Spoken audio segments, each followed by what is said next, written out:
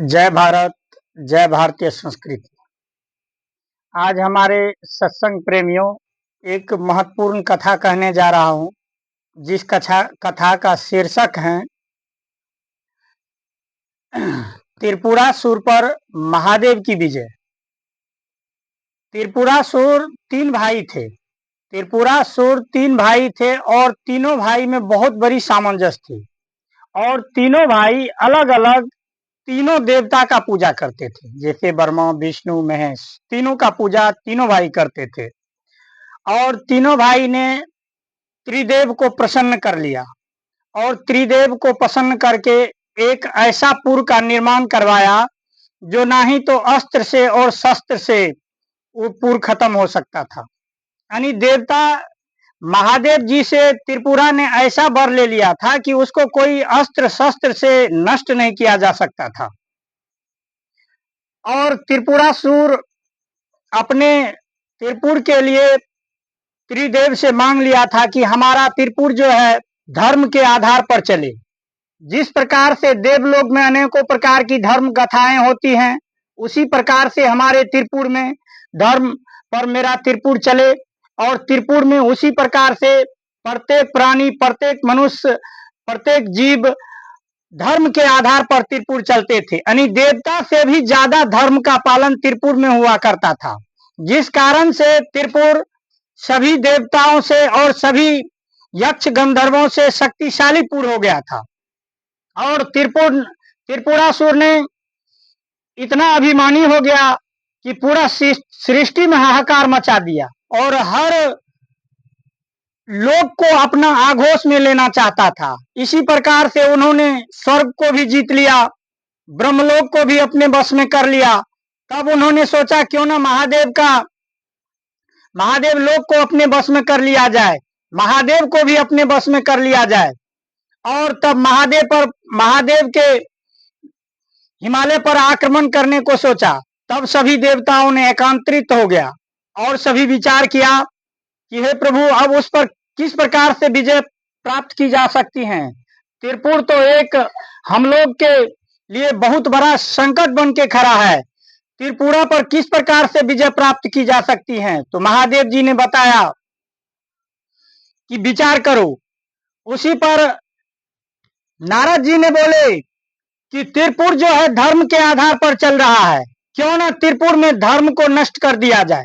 त्रिपुर में अगर धर्म नष्ट हो जाता है, किसी भी प्राणी के अंदर से अगर धर्म नष्ट हो जाता है, तो स्वतः ही वो प्राणी का सारा कुछ सर्वस्त्र नष्ट हो जाता है। धन भी नष्ट हो जाता है, बुद्धि भी नष्ट हो जाता है, सारे राज्य नष्ट हो जाते हैं। तो धर्म से उत्तम कोई नहीं होता। इसीलिए त्रिपुरा के धर्म पर आक्रमण करना चाहिए। इस पर जो है इसका भार विष्णु जी ने बोला कि इसका भार मैं लेता हूं। और विष्णु जी ने अपने दांत से एक ऐसा प्राणी को जन्म दिया जिसके पास सिर्फ मुंडी और दो हाथ थे, पैर नहीं थे। और उन्हें बोला कि लो, ये एक शास्त्र लो। उस शास्त्र में 16,000 श्लोक था और एक एक श्लोक में ऐसा शक्ति था कि उस श्लोक को जो पढ़ लेता और याद कर लेता, वो जीवन में उनसे कोई अच्छा कर्म नहीं हो पाता। और उस श्लोक को लेकर के बोला, जाओ त्रिपुर में अपना शिष्य बनाओ और सभी को ये श्लोक याद करवाओ।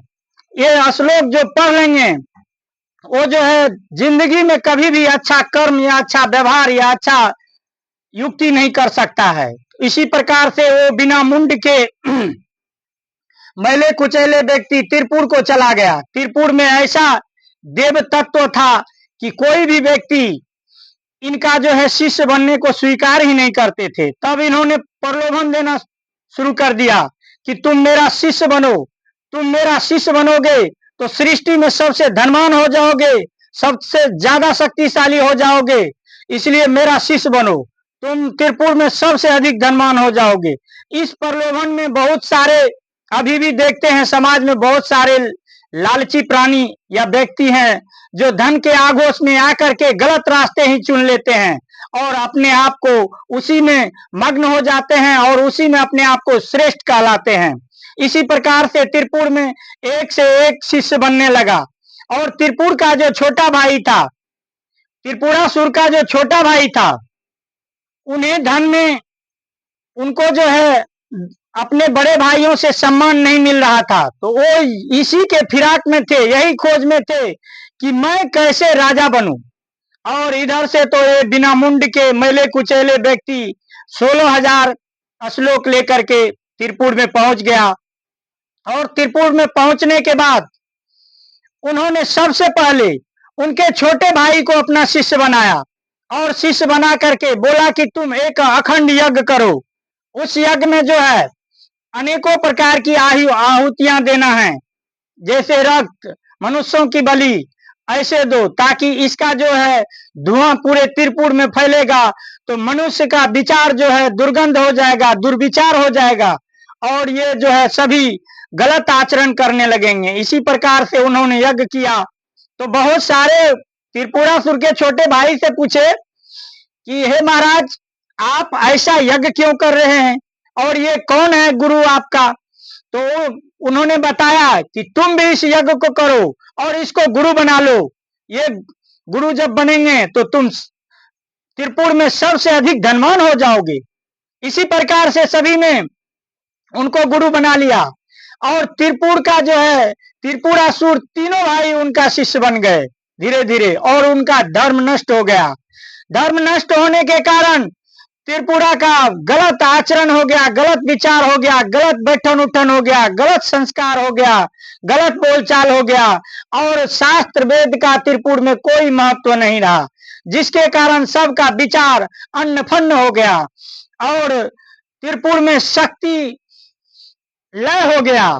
जितना त्रिपुरासुर के सेना में शक्ति थे, सारे शक्ति लय हो गए। और तब महादेव जी ने सोचा, अब सभी देवता एकांतरित होकर के विचार करने लगे कि अब त्रिपुरासुर जो है बहुत कमजोर हो गया है, क्योंकि त्रिपुर में जो है त्रिपुर के सभी लोग आसक्त हो गए हैं। और तब जो है त्रिपुरासुर पर महादेव जी आक्रमण करने का विचार बनाया। और उसी वक्त ब्रह्मा जी ने बताया कि पृथ्वी पर एक महान ऋषि हैं, दधीची ऋषि, जिन्होंने स्वर्गलोक को आना चाहता था, लेकिन उन्हें कुछ दिन के लिए पृथ्वी पर रोक दिया गया है। क्यों ना उससे उसके रीढ़ के हड्डी का अस्त्र बनाया जाए, क्योंकि कोई अस्त्र शस्त्र से त्रिपुर नष्ट ही नहीं हो सकता। तो दधीची मुनि के पास सारे देवगण गए और बोले कि हे महामुनि, आप कुछ ऐसा दीजिए जिससे कि सभी देवता का उद्धार हो। और दधीची मुनि ने स्वतः ही स्वीकार कर लिया, बोला कि मैं ठीक है, अगर मुझे ये अवसर मिला है तो मैं इस अवसर को गंवाना नहीं चाहता हूं। और दधीची मुनि अपने शरीर से आत्मा निकालकर और रीढ़ के हड्डी महादेव जी को सौंप दिए। और महादेव जी ने उस रीढ़ के हड्डी का ऐसा अस्त्र धनुष बनाया, धनुष बना करके वायु को बाण वेग बनाया, उस पर वरुण देवता, अग्नि देवता सारे को आरूढ़ कर दिया। करकर सारे कुछ देवता से आरूढ़ हो गए, क्योंकि वो कोई अस्त्र नहीं था, सभी देवगण का एक महाशक्ति था। और उन्होंने पवन देव को उस बाण पर चढ़ा करके एक ही तीर में समस्त त्रिपुर को ही नष्ट कर दिया। और त्रिपुर नष्ट होने के बाद सभी देवता त्रिपुरासुर के आतंक से मुक्त हुए। और उसके बाद फिर उस धनुष को ले जाकर के दधीची मुनि को जीवित करने को चाहा। और दधीची मुनि ने कहा, हे प्रभु, अब मुझे इसका कोई आवश्यकता नहीं है, अब मैं परम धाम में ही रहना चाहता हूं। तब सभी देवता ने सोचा, क्यों ना इस धनुष को पृथ्वी पर दे दिया जाए। तो पृथ्वी पर उस धनुष को जो है पृथ्वी पर दे दिया। और आने वाले समय में उस धनुष का रक्षक उस धनुष का रक्षक परशुराम को बनाया। परशुराम ने उन्हें राजा जनक जी को दे दिया और राजा जनक जी को बोला कि इस धनुष से बहुत बड़ा कार्य होंगे। और तभी महादेव जी ने आकर के बोला कि प्रभु श्री राम जब दशरथ को के पुत्र बन के उत्पन्न होंगे तो इससे एक बहुत बड़ी काम होगा और बहुत बड़े मानव की रचना होगी और बहुत बड़े कार्य होंगे। तो मैं जितना जानता था उतना एक कथा को कहा हूं, हमसे त्रुटि भी हो सकता है। आप लोग जो है इन्हें त्रुटि पर ध्यान नहीं दें और मेरा सहयोग करें, मुझे प्यार दें, लाइक करें और फॉलो करें और मुझे इसी तरह प्यार दें ताकि मैं और भी नया नया कथा आप लोग के बीच प्रस्तुत करें। जय सनातन, जय श्री राम, जय श्री राम, जय सनातन, जय महाकाल, जय महाकाल।